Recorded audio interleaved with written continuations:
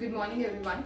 My name is Priya Yadav and today we are going to discuss three different terms of accounting: the purchase, purchase return and sales return. Before we start up the lecture, I'll just let you know that we have already discussed various terms in accounting which we are going to summarize in the end of the lecture. So let's start up with today's term. The first term which we are going to discuss today is purchase. If you have been through the previous videos of mine, you know the decorum of the class. That is, you don't have to write anything until I dictate you to write. You just understand. Just build up your concepts और जो academic language में चाहिए, I'll dictate you. तो purchases का मतलब क्या होता है? Purchase का मतलब होता है कोई भी वो good जो आपका main business में काम आए. For example, ये एक factory है. आप इसके owner हैं. Factory A. Let's assume कि ये ब्यूटी प्रोडक्ट्स बनाती है. ठीक है. अब ब्यूटी प्रोडक्ट्स बनाने के लिए जो भी रॉ मटेरियल लगेगा,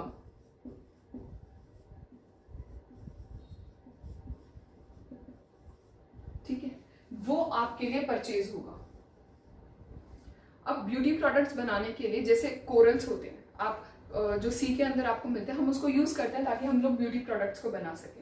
फॉर एग्जाम्पल, अगर ब्यूटी प्रोडक्ट्स आपको अच्छे से समझ में नहीं आ रहा है तो हम लोग एक मोटरसाइकिल का एग्जाम्पल ले लेते हैं. आप कार बनाते हैं, लेट्स अज्यूम आपकी एक कार की कंपनी है. अब कार बनाने के लिए आपको स्टील की रिक्वायरमेंट होगी, आपको अलग अलग कार के पार्ट्स बनाने पड़ेंगे, आपको नट्स की जरूरत पड़ेगी, बोल्ट्स की जरूरत पड़ेगी, आपको एक डीलर से बात भी करनी पड़ेगी. तो ये सब चीजें जब स्टील लगेगी, प्लांट लगेगा, नट बोल्ट्स लगेंगे, कार को पेंट किया जाएगा, तब जाकर के कार बन के तैयार होगी. तो ये जो नट बोल्ट्स हैं, ये स्टील चाहिए, ये सब रॉ मटेरियल है और ये आपको आपका मेन प्रोडक्ट बनाने में तैयार करेंगे. तो जब आप इन चीजों को खरीदने जाएंगे मार्केट में, ये आपकी परचेजेस होगी. ठीक है. ये एक केस है एक मैन्युफैक्चरिंग बिजनेस का. मैन्युफैक्चरिंग को शॉर्ट फॉर्म में MFG लिखते हैं. ठीक है. अब वहीं पर अगर आपका कोई, लेट्स अज्यूम आप कोई किराना स्टोर ओन करते हैं, तब आपके साथ क्या सिनेरियो होगा? ये आपका एक किराना स्टोर है.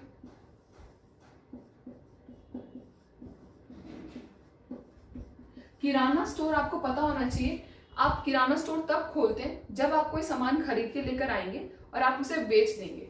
आप यहाँ पर कुछ बना नहीं रहे अपने आप से, आप बना हुआ सामान लेकर के आ रहे हैं और फिर उसको आगे सेल कर रहे हैं कस्टमर को.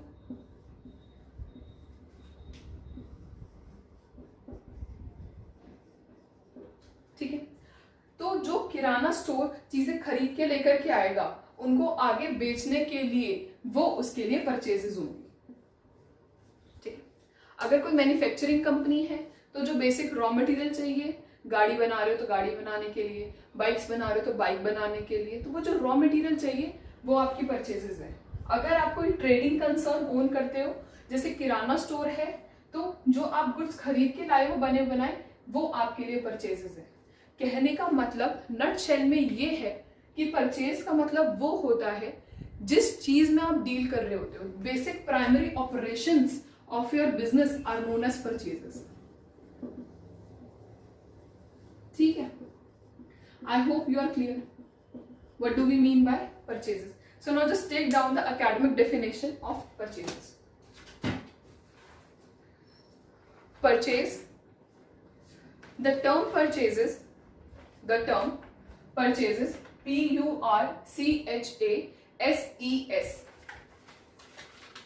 purchases is used only for the purchase of goods. The term purchase is used only for the purchase of goods. और ये जो गुड्स हैं इसको आप इन्वर्टेड कॉमा में लिखें, ऐसे लिखें, इसे ऐसे कॉमा लगा के गुड्स. ठीक है. The term purchases is used only for the purchase of goods in which the business deals. Underline purchase of goods in which the business deals. ठीक है. ये आपकी परचेज की डेफिनेशन का कीवर्ड है. आपको मीनिंग समझ में आ गया? आपको एक एकेडमिक डेफिनेशन मिल गई, अब एग्जाम में आपको प्रॉब्लम नहीं आनी चाहिए, और रेगुलर लाइफ में भी आपको परचेजेस का मतलब पता होना चाहिए, ठीक है। Write down the example. For example, in case of a manufacturing concern, for example, in case of a manufacturing concern, underline manufacturing concern, goods means acquiring raw material. Goods means acquiring raw material for the purpose of conversion into finished products. For the purpose of conversion into finished product and then sale. In case of manufacturing concern, goods mean acquiring of raw material for the purpose of conversion into finished products and then sale. Alright. Underline manufacturing concern. Underline acquiring of raw material. Underline finished product and sale. ठीक है, समझ में आ गई क्या लिखा है आपने? अपने कार वाले पार्ट से इसको रिलेट करके देखो 10 सेकंड के लिए कि एग्जांपल में आपने लिखा क्या है, और जो कार वाला एग्जांपल दिया था क्या आप उससे रिलेट कर पा रहे हो? वैसे कि in case of manufacturing concern, जो कार वाली यूनिट थी, गुड का मतलब होता है कि आप रॉ मटेरियल को एक्वायर कर रहे हो, जो नट बोल्ट्स हम लोग खरीद के लेकर के आए थे, जो हम स्टील खरीद के लेकर के आए थे, ताकि आप उसको कन्वर्ट कर सकें और एक फिनिश्ड प्रोडक्ट को बना सकें. फिनिश्ड प्रोडक्ट क्या था? आपकी कार थी या आपका बाइक था या जो भी आपका बिजनेस था वो था. I hope I am clear. Now in the next line right another example. Example, in case of trading concern, in case of trading concern, underline trading concern, goods are those things which are purchased for resale. ठीक है. In case of trading concern, goods are those things which are purchased for resale. Underline trading concern and also underline purchased for resale. Now the trading concern वाला scenario should be in sync with this kirana store वाला example, कि किराना store आपका एक trading concern है. आप सामान खरीद के लेकर के आए जो कंपनी ने ऑलरेडी मैन्युफैक्चर करके रखा था, उसके बाद आपने उसको बेच दिया कस्टमर को. आप चाहो तो ऐसा एक ग्राफिकल रिप्रेजेंटेशन अपने नोट्स में बना सकते हो. I am giving you 10 seconds.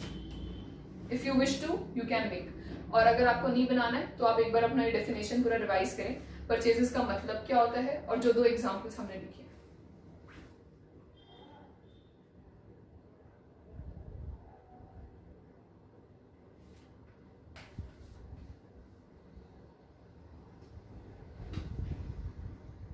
Let's move on.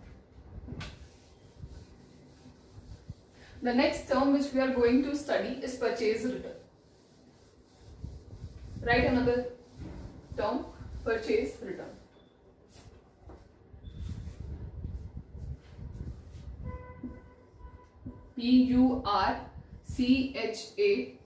PURCHASE, return.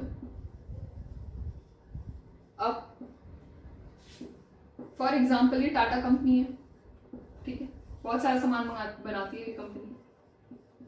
Okay, we are assuming कि यहाँ पे कार मैन्युफैक्चर कर रही है. अब कार मैन्युफैक्चर कर रही है, हो सकता है कुछ सामान खराब आ गया हो, ये किसी के भी साथ हो सकता है कि स्टील में कोई प्रॉब्लम है, या जो लाइट्स आई हैं या जो नट बोल्ट्स आए हैं उनमें कोई इशू है. तो अब कंपनी क्या बोलेगी कि इनको रिप्लेस करो. ठीक है, तो जहां से भी ये लोग लेकर के आए होंगे उसके पास अपना खरीदा हुआ रॉ मटेरियल को वो वापस भेज देंगे. This is known as purchase return. ठीक है, अपनी डेली लाइफ का एग्जांपल लेते हैं. आप गए एक स्टोर से कोई सामान खरीद के ले आए, ठीक है, आपने आके घर आकर के देखा अरे इसकी एक्सपायरी हो गई, अब इस सामान का मैं क्या करूं. तो आप शॉप पर जाएंगे, उस सामान को वापस दे देंगे और उससे बोलेंगे भैया एक्सपायर हो गया है, नया पैकेट दे दो. तो आपने क्या किया? आपने परचेज रिटर्न कर दिया, जो मैं खरीदा था वो वापस दे दिया. अब उसके बदले में आपकी चॉइस है कि आपको कुछ नया सामान चाहिए या आप अपना पैसा वापस लेना चाहते हैं या आपको प्रोडक्ट को रिप्लेस कराना है. I hope we are clear with the term purchase returns. Now write the academic definition. Purchase return exam heading लिखे. When purchased goods are returned, when purchased goods are returned to the suppliers, when purchased goods are returned to the suppliers, underline purchased goods returned to the suppliers. Alright.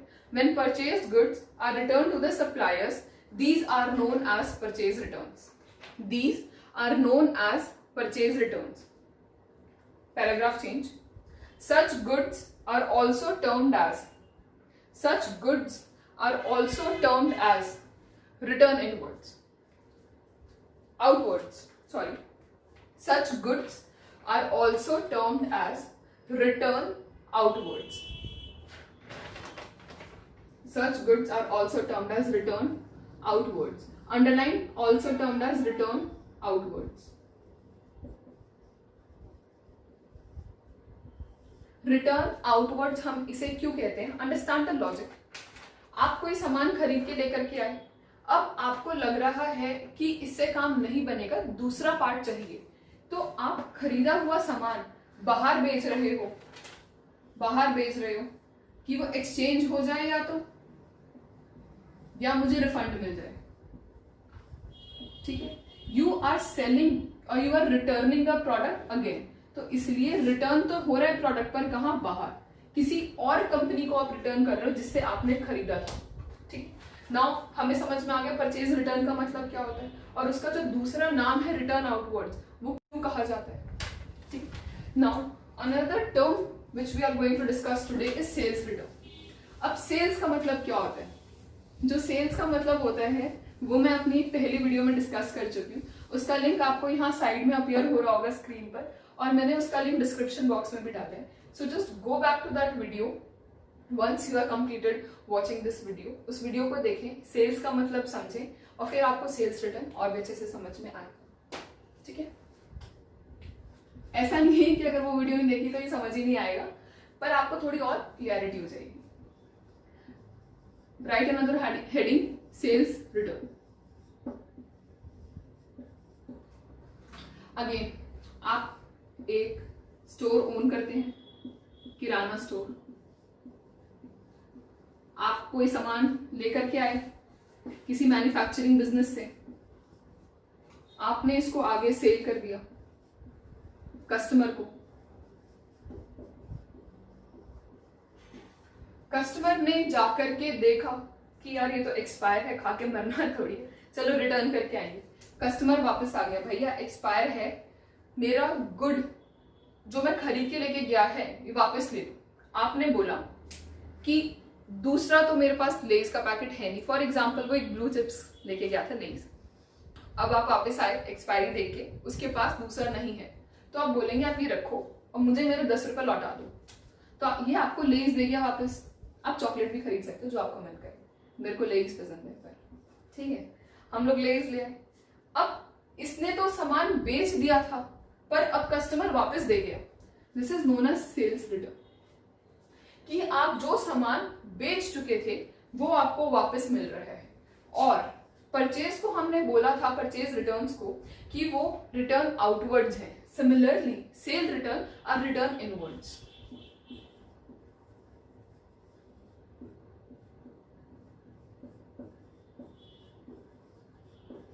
Are you understanding the importance of these two terms, inward और purchase outward में return outwards? ये term बहुत important है. Exam में usually आपको cell return, purchase return देखने के लिए नहीं मिलता. अब आपको रिटर्न इनवर्ड्स, रिटर्न आउटवर्ड्स करके मिलता in order to confuse the students. But आपको कंफ्यूज नहीं होना है क्योंकि आपको लॉजिक पता है. सेल इनवर्ड्स क्यों बोल रहा है? क्योंकि जो सामान बेच दिया था वो आपके बिजनेस में वापस आ गया, इसीलिए इनवर्ड्स. जो आपने परचेज कर लिया था आपको नहीं चाहिए, वापस दे रहे हो, इसलिए outwards. I hope we are clear with the thing. So now just take down the academic definition of sales return. Some customers might return goods sold to them. Some customers might return goods sold to them.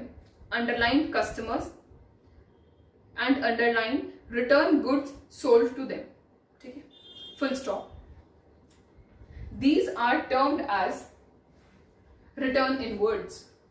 These are termed as return inwards or sales return.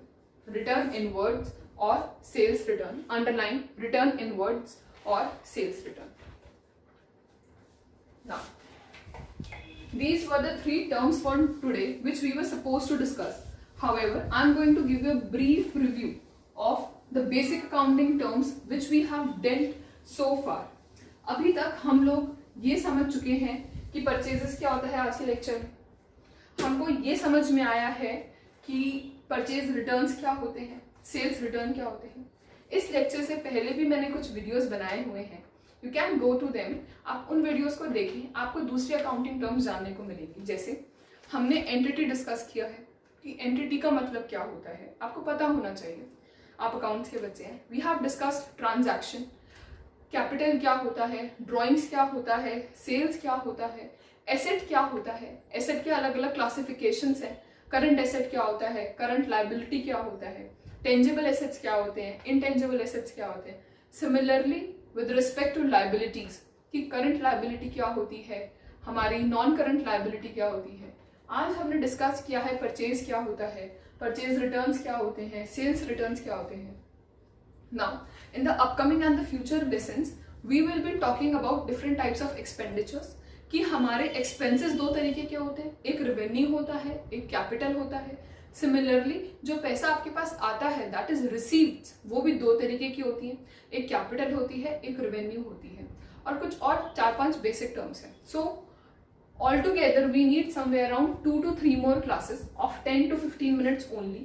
और जो हमारी basic terms in accounting है, the majority of them और I should say the most important of them will be dealt. Alright, तो आप लोग playlist में जाकर के सारी की सारी वीडियोस देख सकते हैं। And if you want to get more updates about the accounting sessions, so please subscribe to the channel क्योंकि मैं daily videos upload करती हूँ, as well as like the video and share the video in your group. Okay?